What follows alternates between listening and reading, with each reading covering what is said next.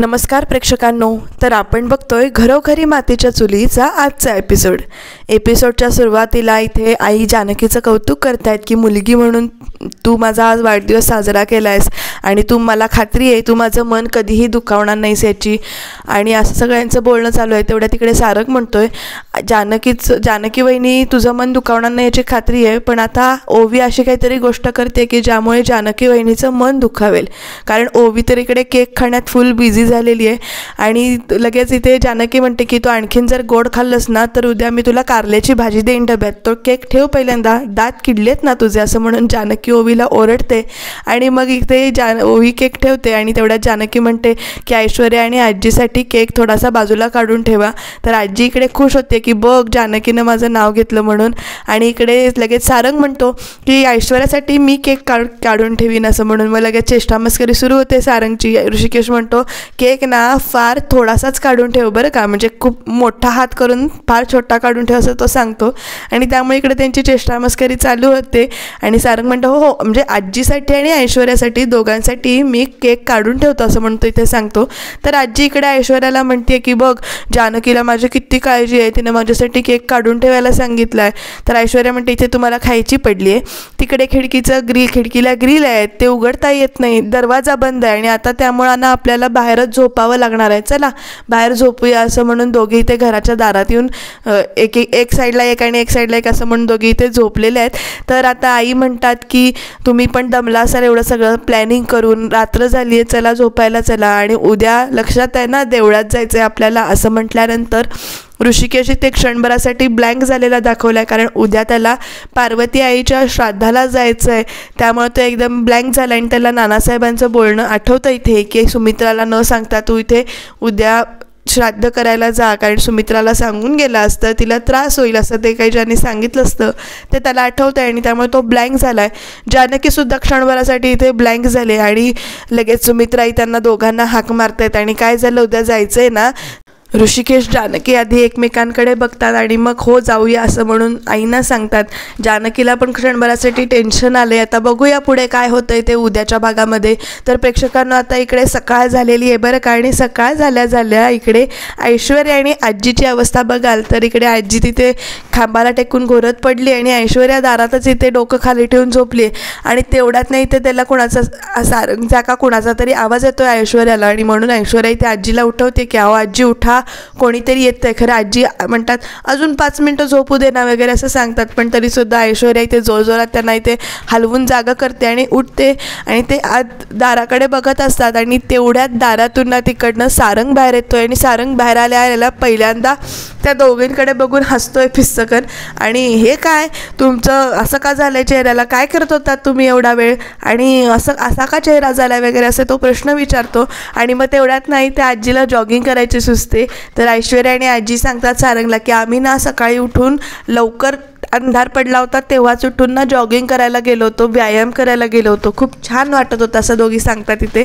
आणि मग हो सारंग म्हणतो ठीक आहे तुम्ही जॉगिंग करायला गेला होतात पण जॉगिंग केल्यानंतर घाम येतो अंगाला आणि तुमच्या चेहऱ्यालाही माती का लागली असं म्हणून तो विचारल्यावर आता पुढे उत्तर काय द्यायचं हे दोघींना पण कळत नाही आहे.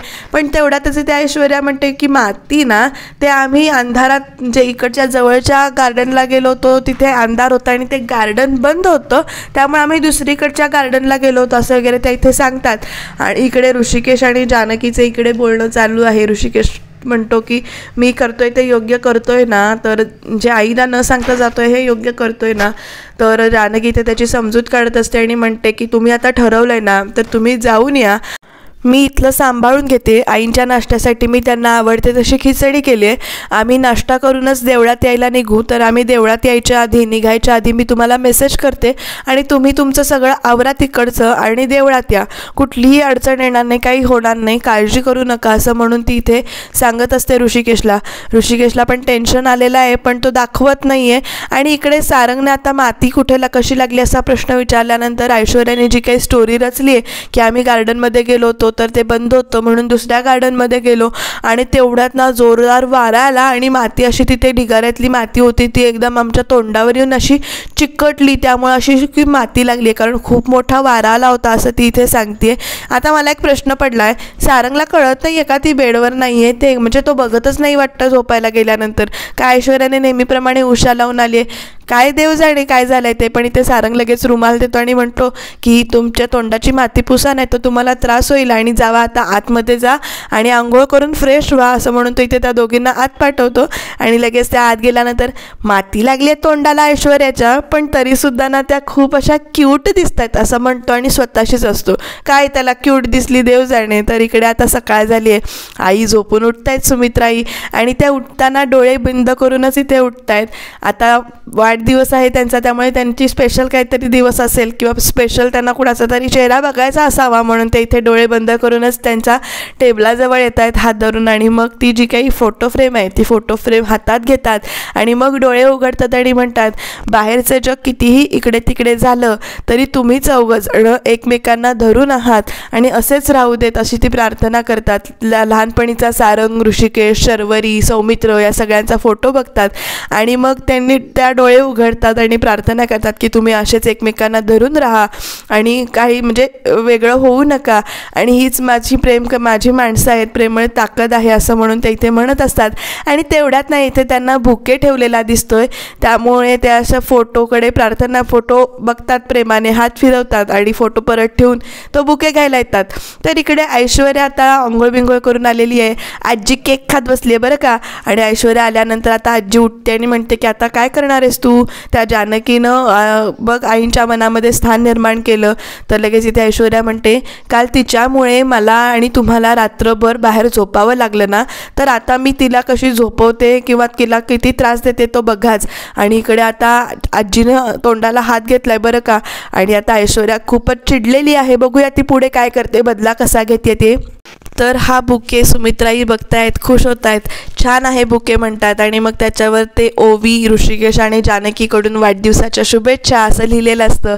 आणि मग चिठ्ठी पण असते त्याच्यात, ती काढतात, प्रिय आई तुम्हाला 60व्या वाढदिवसाच्या शुभेच्छा, तुम्ही अजून तरुण होत राहा असं म्हणून इथे त्या चिठ्ठीत लिहिलेलं असतं.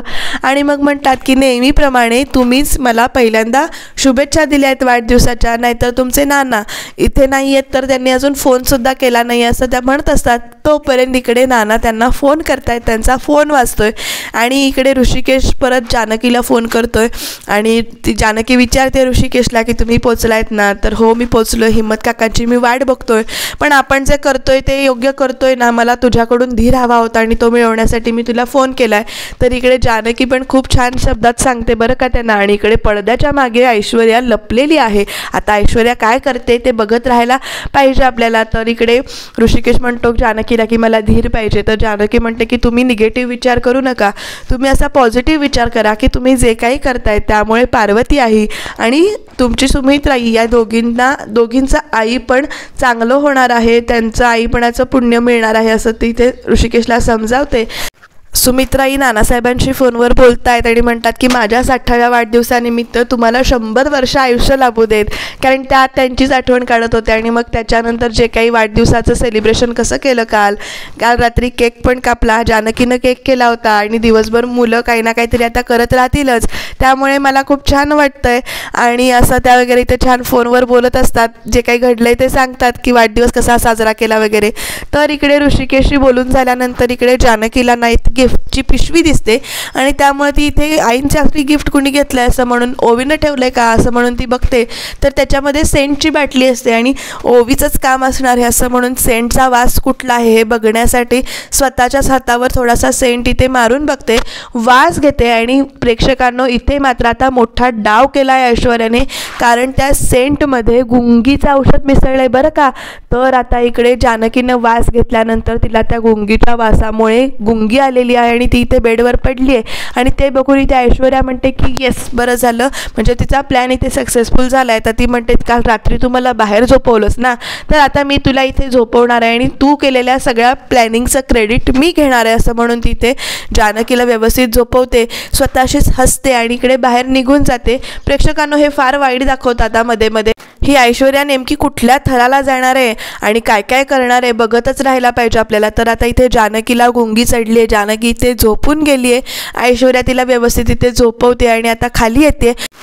तोपर्यंत तिकडे सुमित्राई छान आवरून रूममधून बाहेर येतात आणि जानकीला झाका मारत असतात की जानकी कुठे आहेस तू. तर तोपर्यंत ऐश्वर्या त्यांच्या समोर येते आणि नाश्त्याची प्लेट घेऊनच समोर जाते बरं का, आणि म्हणते वाढदिवसाच्या शुभेच्छा. सॉरी मी काल तुम्हाला शुभेच्छा द्यायला थांबले नव्हते, असं म्हणून नमस्कार वगैरे करते. त्या विचारतात की आता तुझी तब्येत बरोबर आहे ना, ठीक आहेस ना तू. तर हो, मला काय झालं, मी बरी आहे, असं म्हणून दोघी इथे सोफ्यावर बसतात. आणि मी ना तुमच्यासाठी खिचडी केली आहे, असं म्हणून इकडे ऐश्वर्या सांगते. तर जानकी कुठे आहे, तर अजून ती उठली नाही आहे, त्या उठल्या नाही आहेत, असं म्हणून ऐश्वर्या इथे सांगते. आणि आता ऐश्वर्याने जानकीने केलेली खिचडी स्वतः केली असं म्हणत खिचडीचा पहिला घास भरवला आहे. तर खिचडीचा पहिला घास भरवल्यानंतर इकडे सुमित्राई म्हणतात की ही खिचडी तू केली आहेस. तर लगेच ऐश्वर्या म्हणते की का, काही कमी जास्त झाले का, म्हणजे तिखट झाले का, मीठ जास्त पडले का.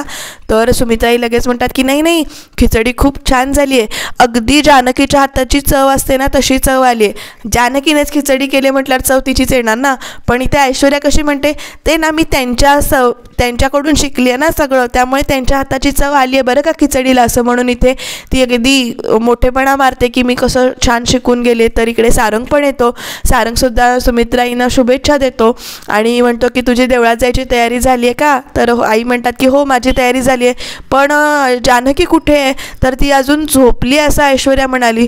तर लगेच सारंग पण म्हणतो जानकी वहिनी झोपली आहे, नसेल झोपलेली. तर ऋषिकेश कुठे आहे, तर तो पण दिसत नाही आहे कुठे.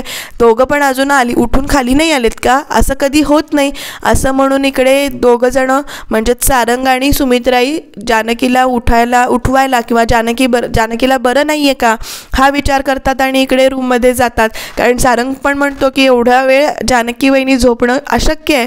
आणि तेही दोघंजण आता रूममध्ये चालली आहेत बरं का जानकी काय करते ते बघायला.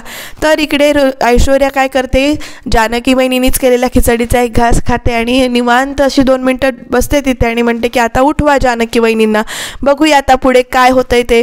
ऋषिकेशचं सत्य कळतंय का, नेमकं काय होतंय, कारण ऋषिकेश कुठे गेला हे उत्तर कसं देणार आहे जानकी ह्याची ऐश्वर्या आता वाट बघते. तर रूममध्ये आल्यानंतर सुमित्राई जानकीच्या डोक्यावरून हात फिरवत आहेत.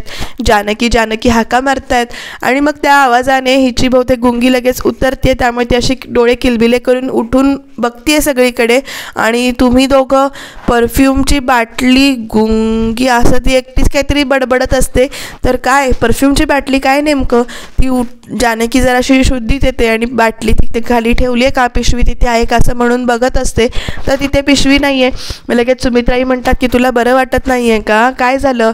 तर जानकी म्हणते की नाही मी ठीक आहे, तुम्ही नाश्ता केला का, चला तुम्हाला नाश्ता देते, असं म्हणून ती सांगत असते. तेवढ्या तिकडे सुमित्राई म्हणतात अगं नाही ऐश्वर्याने ना आज साबुदाण्याची खिचडी केली होती, अगदी तू करतेस ना तशी खिचडीची चव आली आहे बरं का त्याला, असं म्हणून इथे ती सांगतात सुमित्राई. आणि तेवढ्या तिकडे ऐश्वर्या एंट्री घेते की जानकी पुढे काही बोलणार. तेवढ्यात लगेच जानकीचं कौतुक करत ऐश्वर्या आत येते आणि म्हणते हो तुमच्या हाताखाली मी शिकले ना, त्यामुळे तुमच्या हाताची चव आली आहे. तर इकडे ऋषिकेश हिम्मत काकांची वाट बघत असतो. हिम्मत काका आल्यानंतर तो म्हणतो की काका किती वेळ झाला मी तुमची वाट बघतोय. तर ऋषिकेशला तिथे श्राद्ध करण्यासाठी आलेलं बघून हिम्मतराव खुश होतात आणि म्हणतात नानासाहेबांनी तुझ्यावर जबाबदारी दिली आणि तू ती पूर्ण नाही केलीस, असं झालेलं नाही आहे. तुला इथे बघून मला खूप आनंद झाला आहे आणि आज तुझ्या आईला खरं पुण्य मिळेल, असं म्हणून ते इथे म्हणत असतात. तर ऋषिकेश म्हणतो की हो माझ्या आईला पुण्य मिळेलच, पण मला घरी लवकर जायचं आहे. आणि इकडे आता सुमित्राई विचारतात की ऋषिकेश कुठे आहे, तो कुठे दिसत नाही आहे. आता जानकी एकदम भानावर येते आणि म्हणते ते मीटिंगला गेलेत, ऑफिसमध्ये महत्त्वाचं काम आलं म्हणून ते गेलेत, असं जानकी अडखळत इथे सांगते. सारंगसुद्धा 2 मिनटासाठी शॉक होतो की दादा ऑफिसला गेलाय. आणि सुमित्राई पण म्हणतात काय आजच्या दिवशी मीटिंग, म्हणजे आज नानासाहेब नाही आहेत तर त्याने तरी इथे थांबायला हवं होतं ना, आणि तो पण मीटिंगला गेला असं म्हणून त्यांचा चेहरा इथे उतरतो. तेवढ्यात जानकी म्हणते की नाही, ते सांगून गेलेत की ते लवकरात लवकर इकडे ऑफिसचं काम संपवून देवळात येणार आहेत, कारण सारंग इकडे फोन लावायला जात असतो ऋषिकेशला. आणि तेवढ्यात ती म्हणते की नाही, ते आता फोन उचलू शकणार नाहीत, पण ते सांगून गेलेत की मी वेळेत देवळात येतो म्हणून, आणि ते येतील. आणि आता जानकीनं असं सांगितल्यानंतर ऐश्वर्या इथे हाताची घडी घालून बघते जानकीकडे, आणि सगळे खाली गेलेत बाकीचे आवरायला. जानकी आवरून येते खाली असं म्हणून सांगते, आणि आता जानकी अंथरुणातून उठते आणि तेवढ्यात ऐश्वर्या इथे रूमचं दार लावते. आणि आता जानकीला कळलंय की नेमकं काय झालंय ते. आता बघूया जानकी कसा ह्याचा बदला घेते किंवा कसं तिला वठणीवर आणते ऐश्वर्याला. तर इथे उद्याच्या भागामध्ये प्रेक्षकांनो श्राद्धाचा कार्यक्रम चालू आहे, आणि नेमकं इकडे ऐश्वर्याने काय डाव खेळला आहे तो सस्पेन्समध्ये ठेवला आहे. त्याच्यासाठी आपल्याला सिरियल बघत राहावी लागेल, कारण श्राद्धाच्या ठिकाणी सुमित्राई आणि बाकीचे सगळेच लोक पोचलेत. बघूया उद्याच्या भागात काय होतंय ते. त्याच्यासाठी चॅनलला सबस्क्राईब करायला विसरू नका.